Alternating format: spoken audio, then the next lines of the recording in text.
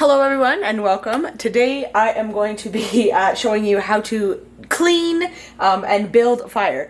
Now something about living off-grid that we found is that you always have to be one step ahead of the game. So today I am planning on making bread, I'm planning on making pizza, and I'm planning on making muffins, as well as, you know, doing things around the kitchen and around the house as well. So, but what's really important is that you think ahead. Now for me to be making bread and making pizza and making muffins on my baking day, I have to make sure that I have a fire. So this fire has got to get started and be going for a couple of hours in order for the cook stove beside it to be really hot, in order for the wood burning oven to be really hot, for me to be able to make things. So I've left it the way it is from how it burned out last time. What you've got to do when you're building a fire is you always have to make sure that you clean out all of the ashes that are there. And by all of the ashes, I mean the majority of them. Obviously it doesn't have to be sparkling clean, but that's something that you want to make sure you do. So I have my pot here. And I'm gonna go grab my tool for cleaning it out. You can use anything really to clean out your fire, but they do have appropriate fire shoveling tools, as I like to call them, for you to be able to get the ashes out. And why that's important is because you don't want to be building a new fire on top of old ashes. You don't want to be building something and then have it burn out because of the fact that you have all these old ashes and all this clutter underneath. So without further ado, I'm going to clean all this out.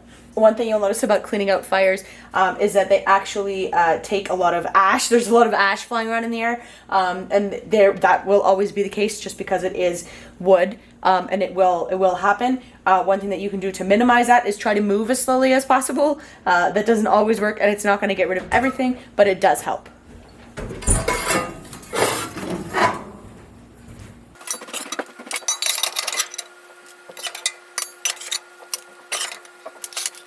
Your next step, after you have cleaned out everything and after you've made sure that most of the ashes, the old ashes, are out, you want to put your ash bucket aside, and you're going to want to use your kindling as well as your scrap paper to make a fire so that you've got that there and ready to go, so that you've got a good setup.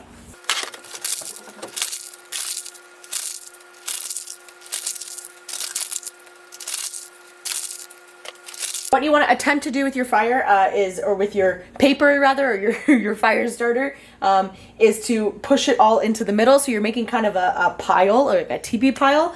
Now I have two different piles of kindling in front of me as well. And what I'm going to do is I'm going to use a variety of sticks, a variety of sizes of sticks, in order to make your fire as big as possible, as fast as possible, as strong as possible, as quickly as possible. So I have something that's like this, which you can see is smaller. And what you're going to attempt to do is to pile your sticks, or your kindling rather, on top of each other, so that you make sure that you've got it in a teepee sort of fashion. Now I'm by no means done. There's only 4, 5, 6 in there, but you want to make sure that you have enough firewood in there to get it started. A really solid piece of advice that I once got was to make sure that your kindling was smaller pieces, yes, and thinner pieces, because they will catch faster, and then you can keep on feeding it, but also to make sure that you've got a few larger pieces of kindling on hand. So you can see I've got another pile of kindling here, and these are thicker ones, which you can use to help build. Once the fire actually catches, you can use it to help build the fire itself. So another thing that I wanted to mention, you also want to leave a little bit of a hole here, so that at the front of the fire, so that once you have the fire built and you've lit it, it's good to go. You can make sure that you're feeding the fire again if necessary, because you want to make sure you've got enough room for that. So always leave a little bit of an opening at the front of your fire for you to be able to reach in there and to get it going. So those are all my smaller pieces of kindling. So I'm going to leave the bigger pieces of kindling, and now what I'm going to do is I'm going to actually take a few other pieces of paper for me to roll them up, or ball them up, so that I have them as extra fuel, in case I should need some of them. Perfect. Once this is good and you're good to go, you've gotten it all set up. The only thing you need to do now is actually light the fire. So for that, you're going to need either matches or a lighter, or a friction tool like we showed you in our 10 most essential or our 12 most essential tools. You can check out that video up here somewhere and check that out. But that was one of our useful tools. For this fire, however, I tend to use a lighter or matches, simply because it's faster, but also because we are inside. That tool is specifically an outdoor tool, so you don't need it.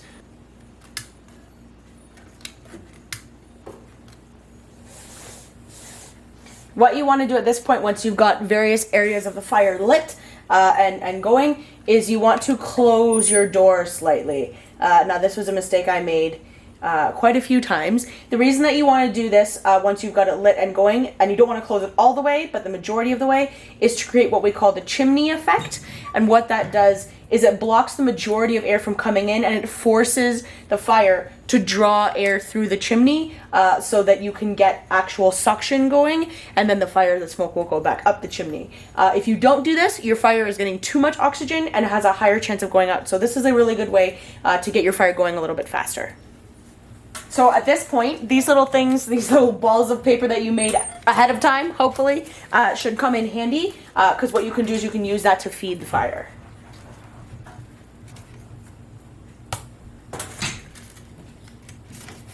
When you put them in the fire, you want to make sure that you're putting them into the center of the fire so that you're making the center of that fire hotter.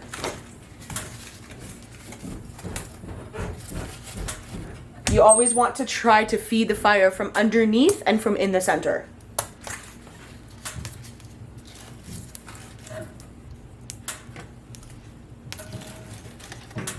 If you're a kid, don't try this at home without an adult.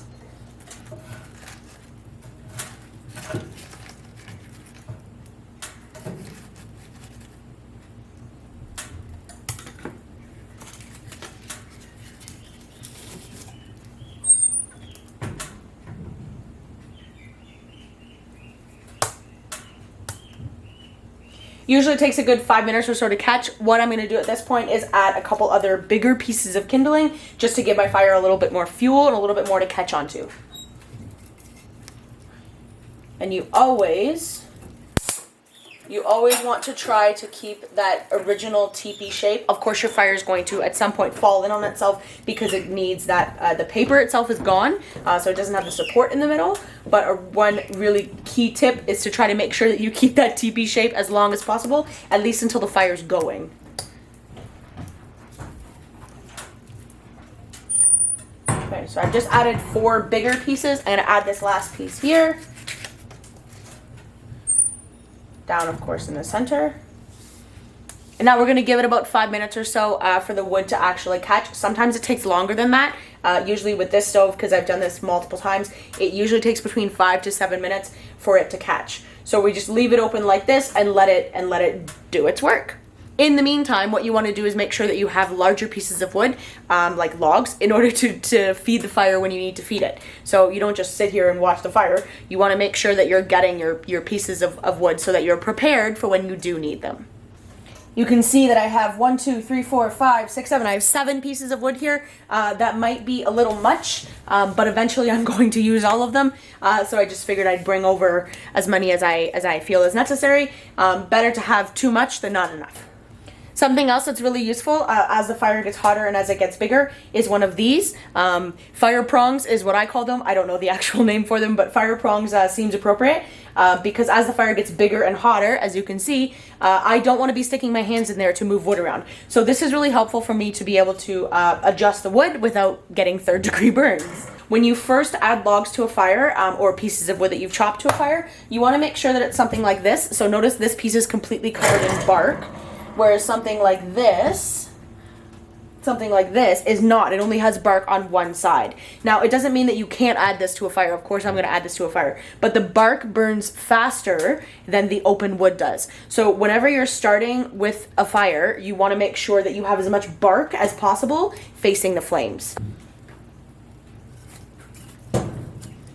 So when you put your logs in, what you're trying to do is maintain that teepee shape. You do want to make sure that you have enough air underneath the fire in order for it to actually catch with the flames. When I first start it, I'll usually put 2 pieces on and then I'll just let those catch before I put more pieces on because you don't want to overfeed the fire and then you suffocate it because there's too much wood. You can always start with 1 and add another, but once you've put 3 or 4 pieces in there, you can't take them out because they'll be a little too hot. So advice is again, less is more, and you want to make sure that you're going 1 step at a time because you can always add more later.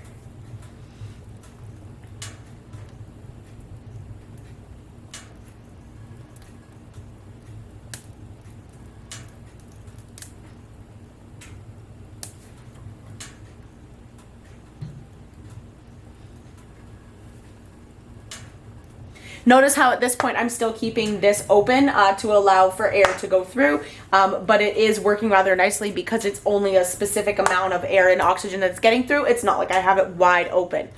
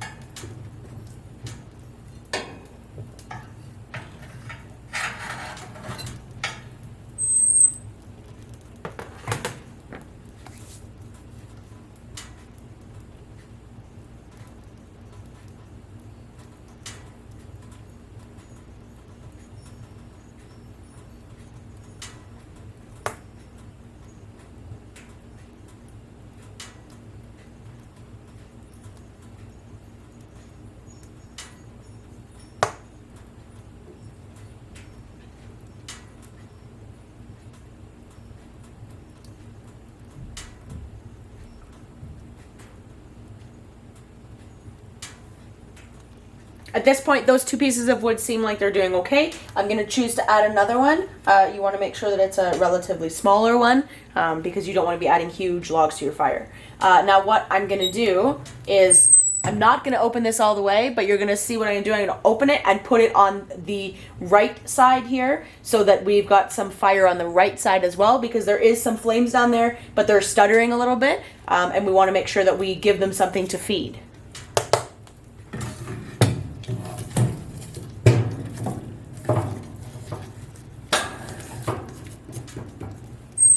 Perfect. And now that that's in there, once it's in there, it's good to go. If I need to adjust anything, then I can use this, because at this point I'm not sticking my hand in there. At this point, you've got a pretty good fire going, and that's perfect because the stove beside it, once I flip that little knob up top, is going to start heating up. So at this point, I'm going to just have to keep feeding it until it keeps going. It's usually about an hour after the fire is built that I can fully close this, at which point I would do this and fully close it and make sure that it's fully sustainable. It actually looks pretty good right now, but once I close this, it may die out just because it doesn't have quite enough oxygen yet. So my preference is to leave this part of it open for about an hour, maybe about half an hour, and then I think it's good to be closed. But again, it's all trial and error. It just depends. Each fire is different, and there's a certain system and a way of building it, but you have to make sure that you're obviously using common sense and figuring out, okay, this looks like I need to close it. Sometimes I will think that it's ready and I will close it all the way, and then the fire sort of flickers and starts going out, and so I have to open it back up again, and then it's fine because it has enough to maintain itself, but it is trial and error, and it doesn't necessarily guarantee that every fire is going to be the same. So there's no time limit on when you'd need to close it and shut it off, and it'll have enough oxygen to maintain itself in there, but just use your common sense and trial and error. That's all it is. Thanks for joining me and helping me build this fire, and I'm gonna get baking.